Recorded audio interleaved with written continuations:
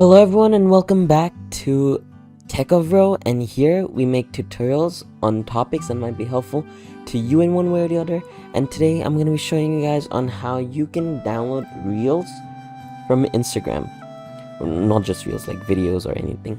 So over here, as you can see, we have this beautiful video of this car. Looks absolutely amazing. So now we want to download this. Now how do you download it? You basically want to copy this link first, and then you want to go to a website called igram.io, and then from here just paste that link that you just copied and click on download. It's gonna search for a bit and then it finds it.